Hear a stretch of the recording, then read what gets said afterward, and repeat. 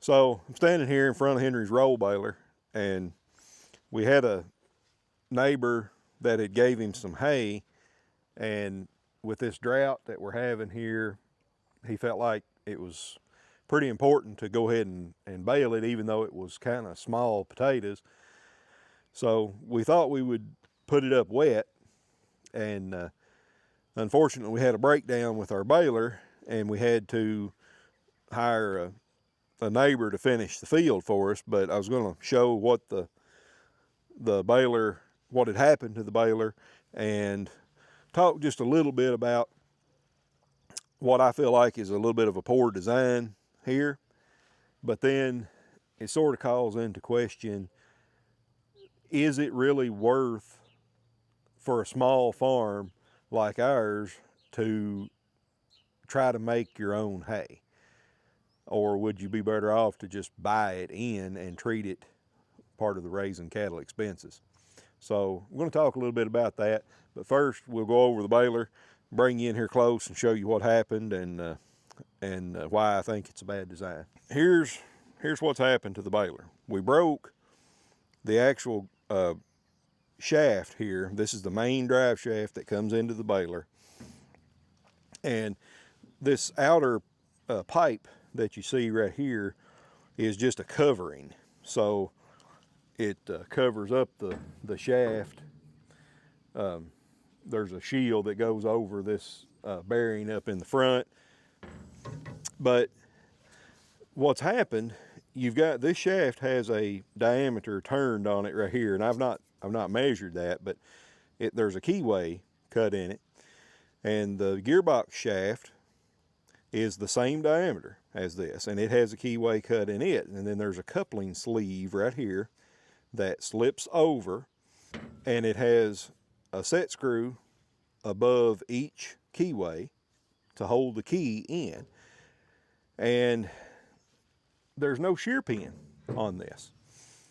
But what they've done is they have reduced the diameter of the shaft with a round nose tool, and they've actually reduced the diameter. It's about a 1/2 inch radius, and it's probably 1/4 of an inch deep on the gearbox side. So basically what it creates a weak spot in the shaft, and guess where it broke? Right there at the weak spot. And I don't know how well it's going to come up on camera, but so essentially, instead of having a shear pin to protect the drive line, they've basically made the gearbox the weak part of the system. And this is available. This part is available because it's fairly modern baler. This baler is, I think it's a 2014 or something like that. And so the parts are available, but it was over $500 for the shaft, and it was over $600 for the gearbox. So, you know, that's the purpose of a shear pin or a slip clutch, is to protect expensive components like this so that you don't have to replace them when you have a high stress event that causes a failure. You know, it's much better to replace a 59-cent shear bolt than it is a $590 shaft. So that's kind of a poor design on in my opinion. So there's quite a bit of shaft left here. There's probably 2 inches of shaft still sticking out of this gearbox. There's still a plenty of keyway on the shaft. So I'm thinking that I might be able to go into the machine shop and make a hub here that has a disc on it and install a couple shear pins that way. So I think I can fix this without actually buying the $600 gearbox or $500 shaft. So what this is bringing into question here is, with the crazy weather that we're having and the breakdowns with balers and all this other stuff, is is it still worthwhile for a small farm like what Henry's trying to run here to even try to make hay on the farm? Or are you better off to just buy it and, treat it as an expense? And in all honesty, it's starting to look like you might be better off to just buy it. When you look at the cost of diesel fuel, when you look at the cost of, replacement parts, and trying to fight the weather, the field of hay that we just put up there at the neighbor's, and he gave us the hay, the grass, so it didn't cost anything for that. It was $160 for the plastic wrap and the wrapping to be put on, silage wrap. And it was, when the baler broke down, we had to pay a neighbor $96 to finish baling. That was $8 a bale. And he finished it up, he rolled 12 bales. So that was $96. So, we're going to have close to $450 in that free hay. And I know hay is expensive, but all this stuff is too. And none of this equipment was particularly expensive or fancy. It was a sickle bar mower. There's an old parallel bar rake over here, and the baler is the newest piece that we have, and by far the nicest. It still is a lot of money tied up in this stuff. And if we weren't trying to make hay, we could actually run, if you could add seven or eight, and even if it took 5 calves to pay for the annual hay budget, I still think we would be money ahead, because time is money too. And when you figure all the stress and the time and everything of trying to, and hours on equipment, that's time that you could be doing other things, like better managing the pastures, all kinds of other jobs that need to be done. And all that stuff could have manpower and things dedicated to it if you weren't trying to make hay. Okay, just some quick bullet points here. The true cost of producing hay. These numbers come from our own records. So we got equipment depreciation, $750. That's hay equipment, and then a portion of the tractor depreciation, because we use the tractors for other things besides just hay. Insurance is the same way. Some pieces, the hay equipment, are insured individually. Some are under a blanket policy, and then the tractors, we just got a portion of their insurance counted in here, because again, they only are used for other things besides hay. Maintenance and repairs, that $1,250 may sound like a lot, but you have to keep in mind the one breakdown that the baler currently has. The shaft alone was almost $600, so that's half that budget blown right there with one repair. Fuel, 90 gallons. That was, we tried to account for just hay work in that 90 gallon figure. Fertilizer, $2,000. That figure is actually probably pretty low. I mean, hay takes a lot of fertility out of the ground. So herbicide and weed control, the $300. That number might be just a touch high. It depends on what kind of year. If you're having a good year, and the hay is growing in, staying good and thick, the weed control is not as much of an issue. Wrapping, that you could argue that we wouldn't have to wrap hay, but I would say that we actually do, because the weather is what dictates the wrapping. Not that I want that quality of hay, it's I'm not able to get hay up if I don't wrap it. Now, family labor, that's counted at 2 people, 192 hours, based on just best estimates that we can come up with from kind of timing how long it takes for Henry to do it. And sometimes Michelle has to help as well, in order to get like raking in front of the baler or something, if you're trying to beat the weather. And you'll notice here that we only allowed 7.25 an hour for that labor. So it's not like she figured some crazy, $20 an hour, $30 an hour salary. We just used the federal minimum wage for that. And so that still winds up at almost $1,400 for a total of $7,223 per year. Now, also take note here that these costs are all per year, not per cutting. Not, we're not saying that it takes two people a total of 192 hours per cutting. This is the total per year.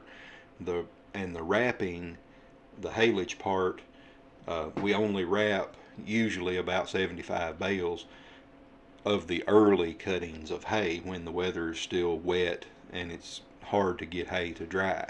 So we bale more than 75 bales per year, but we don't wrap but 75 bales. So just keep those things in mind when you're looking at these bullet points here.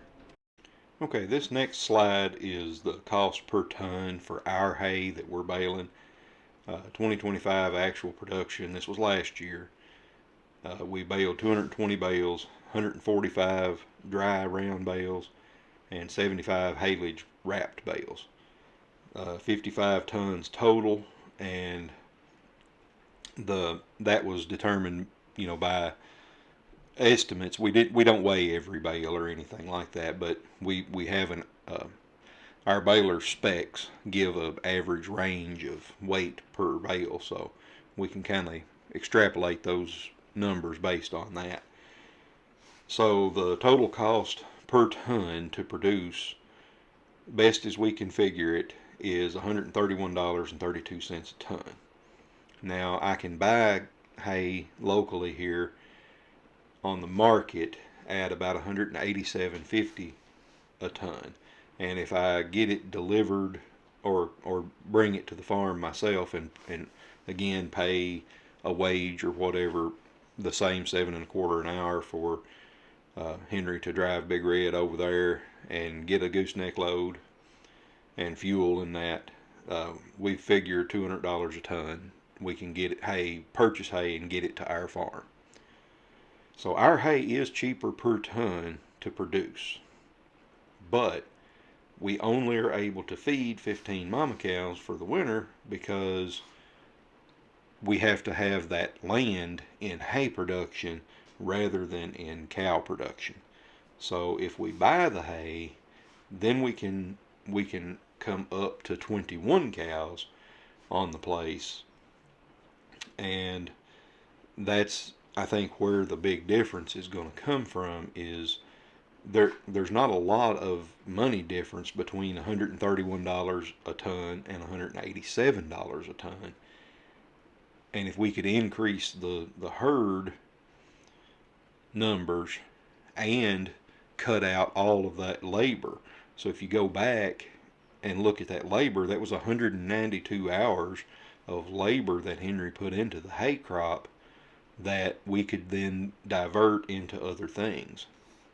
And that's going to be important because right now Henry's in school, so it's not as big of a deal. He's off during summer break right now, so he has time to invest in hay. But when he graduates high school next year or so and moves into the workforce or moves into a college situation or whatever he may choose to do, he's going to have a lot less time to invest in that hay. Even if he just goes to work, obviously he's going to be working, and that was always one of the biggest challenges. Was the hay season, it seems like it never coincides that you've got time off work, pretty weather, and the hay is in condition to bale. So it's only going to get harder for him to continue to find the time to put the hay up, as opposed to just bringing that hay in and stacking it in the barn. That's going to be a much easier thing for him to do, time-wise, labor-wise. Okay, where we are versus where we could be. So the previous slide we talked a little bit about the labor, and how the labor is going to tighten up in the coming years as far as making our own hay. And now I want to go over some of the numbers on profit versus, on the profit when you're buying the hay versus raising it. So currently we're running 15 cows and a bull, and we're making our own hay. So the 15 cows, and if you figure a 75% rate of weaning weight, or rate of weaned calves surviving, that's 11 calves took to market, 6 steers, 620 pounds at $4 a pound, 14,880. 5 heifers they're called cull heifers, but that's just feeder heifers, so that's heifers you're not retaining to breed. If you wean those and sell them at 580 pounds at $3.60 a pound, that gives you $10,440 for a total gross revenue of $25,320. Now, yes, we might do better. We almost always would do better than 75%. We're probably not going to lose that many calves, but that's just a generic rule of thumb way to figure it. You don't want to count every year on having a full calf crop that, every calf goes to market. So the hay to feed those cows is 32.8 tons. And if you figure that at $131.32 per ton for our cost, that gives you a total cost for the hay at $4,307. Other operating costs, there's going to be other feeds in there, there's going to be mineral in there, so that's what that category is representing. And, water, all that kind of stuff. So, the total operating costs are those two added together for a total of $8,929. And you take that away from the $25,320, that gives you a profit of roughly $16,391 per year. If we change the game up and we do no hay ground, just pasture the whole place, then we would be at 21 cows and a bull, buying the hay in, all 43 acres in pasture. Now that 43 acres is spread across both farms, by the way. So the 21 cows at the same 75% rate gives you 16 marketable calves, 8 steers at 620 pounds, $4 a pound, same as before, total of $19,840. 8 cull heifers at 580 pounds, same as before, same price as before, $360 a pound, $16,704. So the total revenue of $36,544 gross revenue. The hay, we increased to 44.7 tons. So that's at $200 per ton delivered, and that's us bringing it to our farm on our truck and gooseneck. So that cost is $8,940. Other operating costs is higher here because we have more cows, but it's the same cost per head, has gone up to $6,160. Because you've got more cows, you're going to feed more mineral, they're going to drink more water, that kind of thing. So our total operating costs are $15,100. So you can see there that we're not quite double the operating costs to buy the hay, but if you come down to the profit, you take the total operating cost and subtract from the total revenue, and you look there, we're still at $21,444 per year. So even though our operating costs almost doubled, we're still profiting more at the end of the line because of the extra animals that we're getting to market. So anyway, just wanted to show a little bit about, you might be better off just to outsource the hay to dedicated people and go that route. So now this bale here and most of these down this line were baled by my neighbor with his big silage baler, and he had to cut the size down for us so we could handle them. The bales right here were the ones that we baled with our own baler. That's another option is, you know, we do have a neighbor here that is willing to roll for us, so we could get him to come and bale it and just do the cutting and the raking, and then he would come and do the baling. That is still an option. You know, we wouldn't have to maintain the round baler. We could have him to bale it for us. If we did that, then we still have to dedicate land resources to hay production. Whereas the other way, you know, of just buying in the hay, you could, you know, focus on the pastures and the fences and those types of things. So what's the answer? Well, at the end of the day, we're cow-calf producers. We're not hay producers. We sell beef, not hay. So anything that we can do to increase our efficiency and help us to sell more beef, that's going to be what puts us on more money on our bottom line. So I feel like we would be better to go in the direction of increasing our rotational grazing efficiency, increasing our feed efficiency when it comes to the winter months, so not waste so much hay, because if you don't waste it, you don't have to buy it. And maybe even do a little bit of value added marketing, because this is a registered herd. We could maybe spend a little bit more time on selling seed stock, animals, or even perhaps get into value added direct beef marketing, you know, direct to consumer beef marketing. But I feel like there's going to be more gains to the bottom line in doing those things than there is trying to continue producing hay when we just really don't have the acreage and the things to dedicate to producing hay. So if you've made it this far in the video, I really appreciate you hanging around and putting up with us through all of these figures and things.